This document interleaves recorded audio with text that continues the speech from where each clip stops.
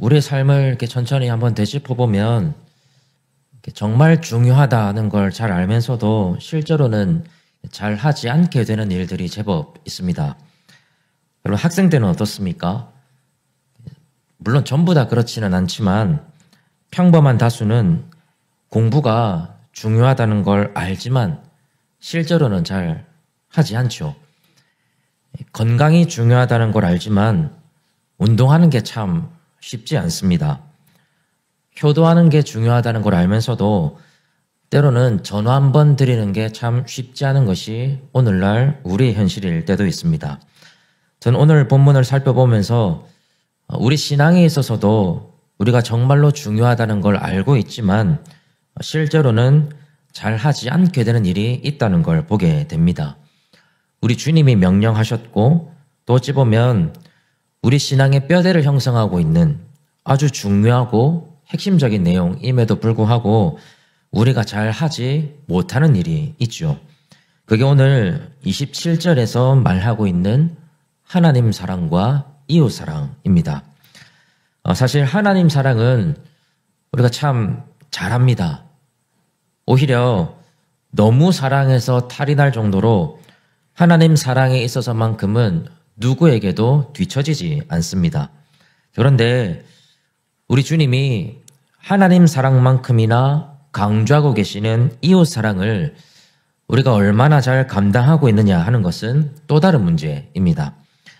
특별히 이웃 사랑을 우리가 어떻게 이해하고 있는가 하는 것이 굉장히 중요한 부분인데요. 안타깝게도 지난날 한국교회는 모든 이웃 사랑의 방향과 방편을 전도와 교회당을 채우는 것으로 환원시키는 경향이 없지 않아 있었습니다. 그래서 이웃 사랑이 곧 전도라는 인식이 여전히 우리 마음을 가득 채우고 있을지도 모르겠습니다. 그래서 오늘 저는 성경이 진정으로 말하고 있는 이웃 사랑이 무엇인지에 초점을 맞춰보려고 합니다. 예수님이 직접 비유하고 계시는 사마리아인의 모습을 통해서 우리가 정말로 사랑해야 할 이웃은 누구인지를 먼저 한번 살펴보고요. 그 이웃을 어떻게 사랑해야 할 것인가까지 함께 살펴보면서 은혜를 나누려고 합니다. 자, 먼저 우리가 사랑해야 할 진정한 이웃은 누구인가? 이 질문부터 출발해 보겠습니다. 여러분, 그냥 일반적인 의미에서 여러분의 이웃은 누구라고 생각하십니까? 머릿속으로 한번 떠올려 보십시오. 일반적인 의미에서 우리 이웃은 우리 옆집 사람이죠. 그렇죠? 저 같은 경우에는 같은 건물에 살고 있는, 특히 제 옆집에 살고 있는 김영훈 집사님이나 아래층에 살고 있는 송지정 목사님이 제 이웃이 되겠죠. 그리고 이웃의 범위를 아무리 넓힌다고 하더라도 보통은 같은 동네 사람 정도를 이웃으로 간주합니다.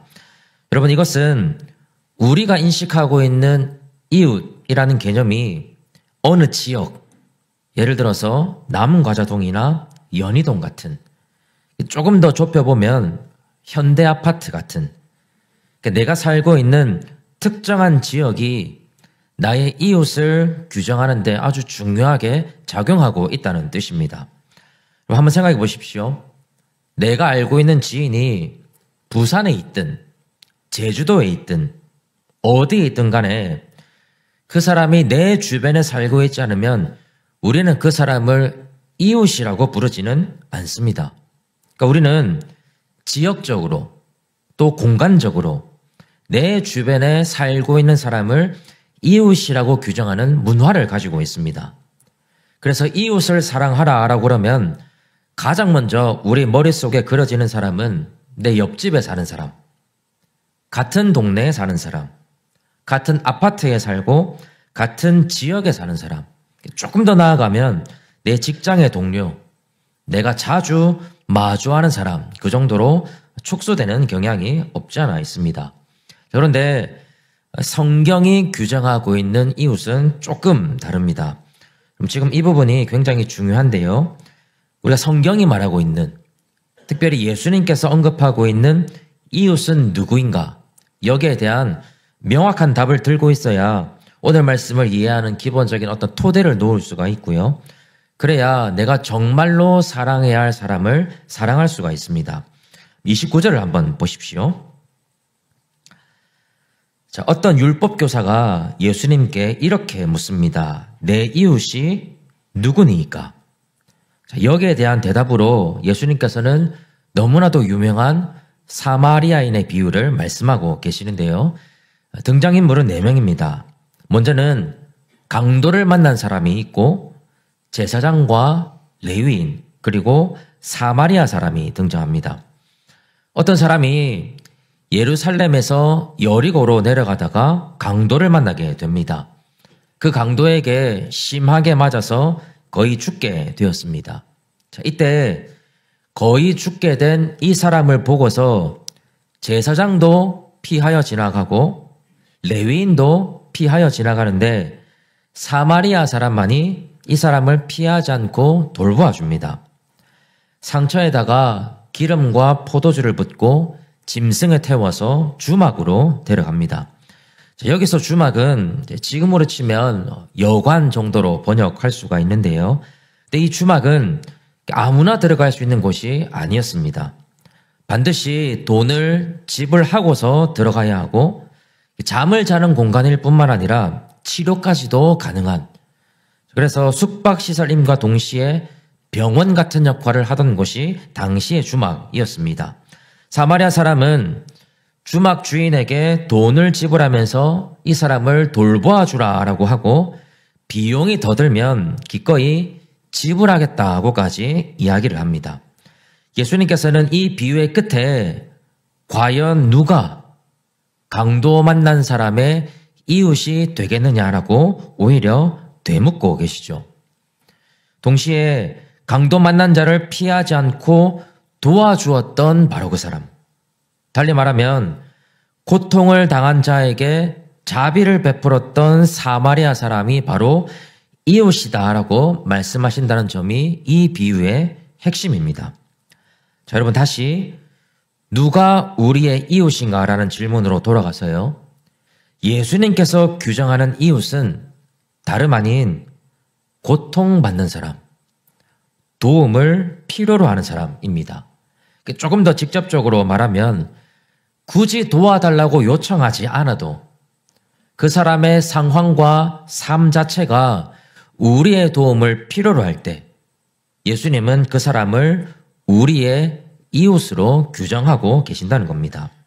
자, 특별히 예수님은 지금 율법 교사가 가지고 있는 이웃의 개념, 더 나아가서 이 비유를 마주하고 있는 오늘날 우리의 이웃에 대한 개념이 좀 전환되기를 원하십니다. 자, 예수님의 이런 의도가 어디에서 잘 드러나고 있는가 하면요. 36절을 한번 보실까요?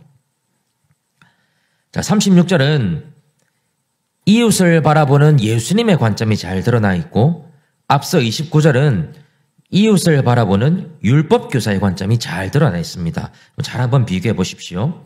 자, 29절에서 율법교사는 뭐라고 질문을 합니까? 내 이웃이 누구입니까? 라고 묻는 반면에 36절에서 예수님은 누가 강도 만난 자의 이웃이 되겠느냐라고 지금 물어보십니다. 여러분, 이 두 가지 질문 사이에 미묘한 차이가 느껴지십니까? 율법교사는 완전히 자기중심적입니다. 그래서 이웃 사랑을 논하면서도 나를 중심으로 누가 이웃인지, 누가 이웃이 아닌지를 지금 구분하려고 하고 있습니다. 그래서 나의 이웃이 누구냐고 지금 물어보죠. 자, 그런데 예수님은 조금 다릅니다. 예수님은 철저하게 고통당하는 사람의 입장에서 또 도움을 필요로 하는 사람의 입장에서 누가 이웃인지를 묻고 계십니다. 그러니까 예수님은 우리가 가지고 있는 이웃의 개념, 이웃의 조건을 좀 깨트리기를 원하십니다. 이웃이라는 말은 그저 같은 동네에 살거나 같은 취미 생활을 하거나 뭐 이런 사람들이 아니라 현실 속에서 고통당하고 있는 사람을 우리의 이웃으로 여겨야 한다는 것이 예수님의 의도라는 점입니다. 그래서 여러분 37절이 모든 상황을 정리하는 핵심 구절인데요. 예수님은 자비가 필요한 사람, 동시에 자비가 필요한 사람에게 실제로 자비를 베푸는 그 사람이 서로가 서로에게 이웃이 될 뿐만 아니라 이웃 사랑을 실천하는 사람이다라고 말씀하고 계시는 겁니다. 사랑하는 여러분, 우리도 이제는 예수님의 관점으로 이웃을 찾아야 합니다. 누가 나의 이웃이 될 수 있을까? 그럼 이 질문은 근본적으로 잘못된 질문이죠. 우리가 율법교사의 교만하고 어리석은 질문을 성경을 통해서 읽으면서도 우리의 삶 속에서 이 말씀을 적용할 때는 마찬가지로 나의 이웃이 누구인지를 고민합니다. 그렇지만 우리가 가져야 할 관점은 우리 주변에 고통당하는 사람들, 우리의 도움을 필요로 하는 사람들, 그 사람들을 보면서 그 사람에게 누가 이웃이 되어 주어야 할 것인가? 우리는 그걸 고민할 줄 알아야 합니다. 우리가 살아가는 이 세상 속에 고통당하는 사람들이 얼마나 많이 있습니까? 각종 뉴스를 한번 생각해 보십시오. 뜻하지 않은 사고로 사랑하는 가족을 잃고서 아파하는 사람들이 분명 존재합니다. 억울하고 불의한 일을 당해서 육체적으로 또 심리적으로 병이 생긴 사람들도 있고요. 어려운 경제적인 여건 속에서 긴 고통의 터널을 통과하고 있는 사람들이 분명 존재합니다. 이들이 공간적으로 우리와 가깝지 않다고 해서 우리가 사랑해야 할 이웃의 범위에서 벗어나는 것이 아닙니다. 우리와 아무리 멀리 떨어져 있어도 거기에 고통받는 사람이 있고 그 사람이 나의 도움을 필요로 한다면 거리에 관계없이 또 그 사람과 내가 얼마나 잘 알고 있느냐에 관계없이 우리는 그 사람에게 이웃이 되어 주어야 한다는 사실입니다. 만약에 예수님께서 우리에게 이런 연약한 사람들, 안타까운 사람들을 보게 하신다면 여러분 이건 어떤 의미이겠습니까? 때로는 고통당하는 사람들의 이야기를 듣게 하시고 도움이 필요한 사람들과 만나게 하신다면 그건 너무나도 분명하게 예수님의 메시지가 담겨져 있습니다. 누가 이 사람의 이웃이 되겠느냐? 바로 저와 여러분이 이웃이 되어주라는 예수님의 메시지라는 사실입니다. 따라서 이웃 사랑의 출발점은 이웃에 대한 우리의 생각을 전환시키는 데서부터 출발합니다. 그럼 지금껏 옆집을 사랑하시고 같은 동네 사람들을 사랑하셨다면 계속 그렇게 하십시오. 그게 완전히 틀렸다는 말이 아닙니다. 다만 예수님이 정말로 말씀하시는 이웃이 고통당하는 사람, 도움을 필요로 하는 사람이라는 점도 잊지 않으셨으면 좋겠습니다. 이제 분명해졌습니다. 고통당하는 자들, 도움이 필요한 사람들이 성경이 규정하고 있는 우리의 이웃입니다. 우리가 그들의 이웃이 되어 주어야 합니다. 그게 우리를 향한 예수님의 뜻이기 때문이죠. 자, 그렇다면 이제 이웃이 누구인지 우리가 알았기 때문에 그 이웃을 어떻게 사랑해야 할 것인가 하는 문제가 남습니다. 자, 여기에 대한 답은 사마리아인의 행동과 제사장 그리고 레위인의 행동을 비교해보면 아주 명확하게 확인할 수가 있습니다. 31절 한번 보실까요? 자, 31절을 보시면 강도 만난 사람을 보고 한 제사장이 어떤 행동을 취하고 있습니까? 그를 보고서 피하여 지나갑니다. 자, 강도 만난 사람을 분명히 봤지만 피하여 지나갔습니다. 32절도 보십시오. 레위인은 어떻습니까? 레위인도 그를 분명히 봤지만 피하여 지나갑니다. 반면에 34절을 보십시오.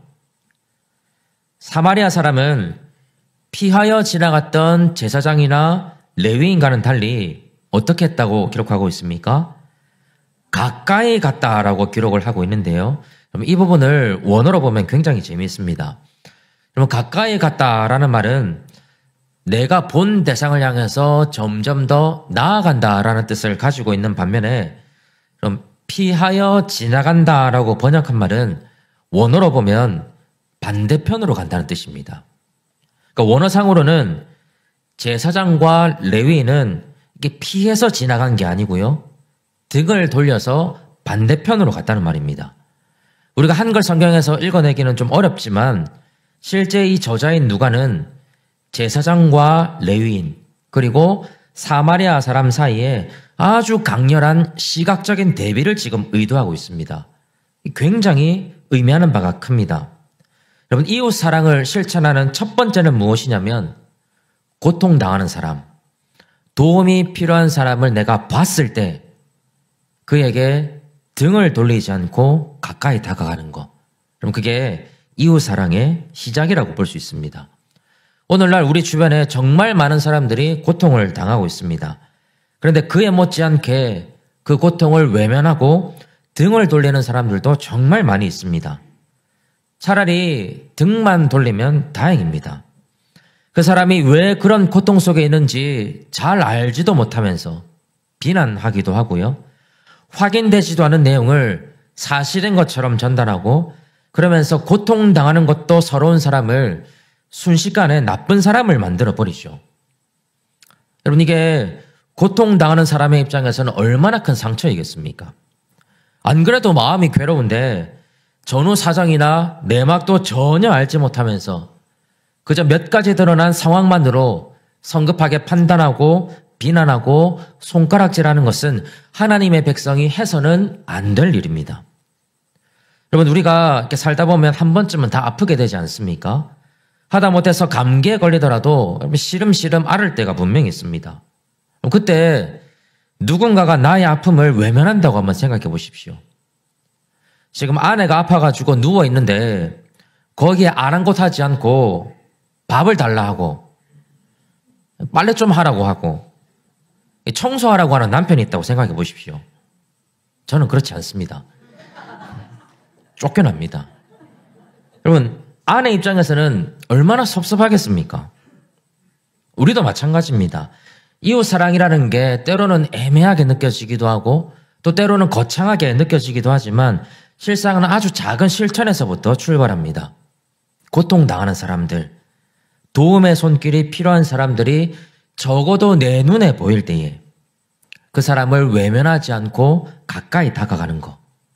그래서 손이라도 한번 잡아주고 힘내라고 위로의 말을 건네는 것조차 예수님이 원하고 바라시는 이웃사랑의 출발점이 됩니다. 그럼 이런 이웃사랑의 모범은 우리 예수님께서 가장 많이 실천하셨습니다. 예수님은 병든 자들을 외면하지 않으셨습니다. 배고픈 자들을 버려두지 않으셨습니다. 사람들 사이에서 손가락질 당하는 세리와 창기와 지인들을 똑같이 손가락질하지 않으시고 오히려 친구가 되어주셨습니다. 가까이 다가서는 모범을 보여주시는 겁니다. 우리가 진정 예수님의 제자이고 그분이 명령하신 이웃사랑을 실천하려고 한다면 우리 역시도 도움이 필요한 사람에게 차갑게 등을 돌리지 않고 따스한 시선으로 다가설 수 있어야 합니다. 그럼 그게 제자된 우리가 마땅히 본받아야 할 예수님의 모습입니다. 자, 그렇다면 여러분, 여기서 한 가지 중요한 질문이 생깁니다. 이 사마리아 사람은 무슨 이유로 강도 만난 사람에게 가까이 다가갈 수가 있었겠습니까? 제사장도 등을 돌리고 레위인도 피해서 지나갔는데 무엇이 이 사마리아 사람으로 하여금 강도 만난 사람을 도와주도록 만들었겠습니까? 오늘 말씀 30절을 한번 보시면 자, 지금 강도 만난 사람이 어디로 가는 길이었다고 기록하고 있죠? 그렇죠. 예루살렘에서 여리고로 내려가는 길이었다고 기록을 하고 있습니다. 여러분, 이건 지금 이 강도 만난 사람이 100% 유대인이라는 힌트입니다. 자, 예루살렘에 성전이 있었으니까요, 제사를 드리고 돌아가는 길이었을 겁니다. 근데 다들 아시는 것처럼 유대인들은 이 혈통의 문제 때문에 사마리아 사람들을 개나 짐승 취급을 했습니다. 그럼 한번 생각해 보십시오. 사마리아 사람들은 자신들이 유대인들에게 이런 저급한 취급을 받는다는 걸 몰랐을까요? 몰랐을 리가 없습니다. 그래서 사마리아 사람들도 유대인들을 향해서 엄청난 적개심과 상처를 가지고 있었습니다. 자, 그렇기 때문에 오늘 말씀에 등장하는 사마리아 사람은 강도 만난 사람을 보자마자 이 사람이 유대인이라는 걸 몰랐을 리가 없습니다. 자기를 개 취급하고 짐승 취급하는 사람, 내가 도와주기보다는 차라리 방치해버리고 싶은 사람, 거의 죽게 된 지경을 보면서 오히려 조소하고 조롱할 수 있는 대상이 바로 유대인들입니다. 그런데 이 사마리아 사람은 어찌 보면 지금 자기의 원수를 가까이 하고 살려주고 있습니다. 여러분, 어떻게 이런 일이 가능할 수가 있겠습니까? 33절 한번 보십시오. 사마리아 사람이 강도 만난 사람에게 가까이 다가갈 수 있었던 근본적인 이유가 기록되어 있습니다. 여러분, 이유가 보이십니까? 뭐가 있었다는 겁니까? 사마리아 사람에게는 불쌍히 여기는 마음이 있었다는 겁니다. 여기서 불쌍히 여기는 마음은 함께 아파하는 마음입니다. 이 사람이 강도 만난 것이 마치 내가 강도를 만나는 것처럼 느껴지고, 이 사람이 거의 죽게 된 것이 내가 거의 죽게 된 것처럼 느끼고 아파하는 마음. 여러분, 그것이 성경이 말하는 불쌍히 여기는 마음입니다.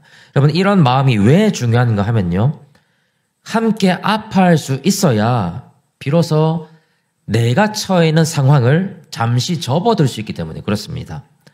사마리아 사람은 고통받는 사람 앞에서 이 사람이 유대인이라는 사실을 잊어버렸습니다. 이 사람에게 내가 짐승 취급당한다는 걸 잊었습니다. 함께 아파하는 그 마음이 모든 상황을 뛰어넘어 버렸기 때문입니다. 우리는 우리에게 무엇인가 풍성해야 남을 도와줄 수 있다고 생각하는 경향이 있습니다. 내 코가 석자인데 누구를 도와주냐고 우리 항변할지도 모릅니다. 근데 함께 아파하는 마음이 있을 때, 그래서 그 사람의 고통이 마치 나의 고통처럼 느껴질 때, 내 상황과 여건을 뛰어넘어서 우리는 지극히 작은 것이라도 함께 나눌 수 있게 됩니다. 그래서 불쌍히 여긴다는 것은 그냥 불쌍하다, 안타깝다 이런 연민의 정을 느끼는 것이 아닙니다. 내가 그 사람을 깊이 공감하고 그 사람의 상황 속으로 들어가서 그 사람이 느끼는 고통과 슬픔을 내 피부로 느끼는 것, 그것이 불쌍히 여기는 마음의 본질인 것이죠. 여러분, 가만히 생각해보면 이 불쌍히 여기는 마음은 곧 우리를 향한 하나님의 마음입니다. 하나님과 우리를 한번 생각해 보십시오. 하나님께서는 우리 인간을 너무나도 사랑하십니다. 하나님의 좋은 것을 다 우리에게 주고 싶어 하시고, 그래서 하나님의 형상을 따라서 우리를 창조하셨습니다. 그런데 우리 인간이 죄로 말미암아 타락해버렸고 스스로의 힘으로 죄에서 벗어날 수 있는 그런 선한 능력을 다 상실해버렸습니다. 의인은 하나도 없고 하나같이 죄악을 향해서 쏜살같이 달려갑니다. 이런 우리를 향해서 하나님의 불쌍히 여기는 마음이 없었다면 우리는 아마 지금 이 자리에 존재하지 않을지도 모릅니다. 소돔과 고모라가 받았던 심판이 우리 위에도 떨어져서 우리는 다 한 줌의 죄로 사라졌을지도 모르는 일입니다. 그런데 하나님께서 우리를 불쌍히 여겨주십니다. 하나님께서 우리에게 등을 돌리는 것이 아니라 우리에게로 가까이 다가오십니다. 그것도 하늘의 하나님께서 비천한 인간의 몸을 입으시고 우리에게로 직접 다가오십니다. 그래서 우리의 연약함과 우리의 부족함을 다 채울하시고 우리를 벌하는 것이 아니라 우리를 대신해서 우리의 죄를 깨끗게 하셨습니다. 그것뿐입니까? 누구도 빼앗아갈 수 없는 하늘의 소망을 주시고 지금도 우리와 함께하고 계십니다. 여러분, 이 모든 것이 하나님의 은혜이자 동시에 하나님이 우리를 불쌍히 여기신 결과입니다. 그래서 성경이 말하는 불쌍히 여기는 마음은 윤리나 도덕의 차원이 아니라 근원적으로는 하나님의 마음입니다. 그렇기 때문에 나를 불쌍히 여기셨던 그 하나님의 마음을 아는 사람만이 궁극적으로는 다른 누군가를 불쌍히 여길 수 있는 마음을 얻게 되는 것입니다.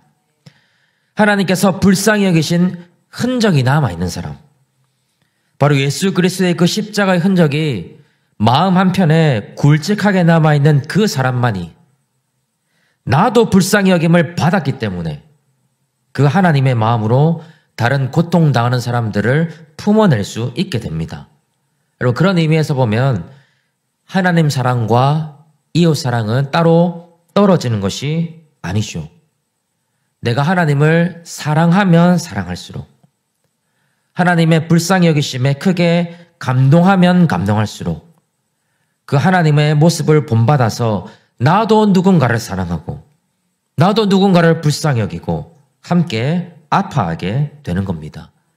그래서 복음의 빚진 자 된 마음으로 연약하고 고통당하는 자들을 나의 이웃으로 삼아 내가 빚졌던 하나님의 마음을 갚아 나가는 것, 여러분, 그것이 이웃 사랑이고 곧 하나님 사랑입니다.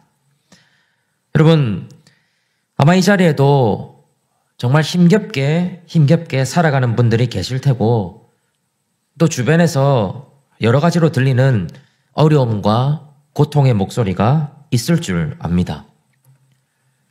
여러분, 이런 상황에서 교회는 그들에게 어떤 존재가 되어주어야 하겠습니까?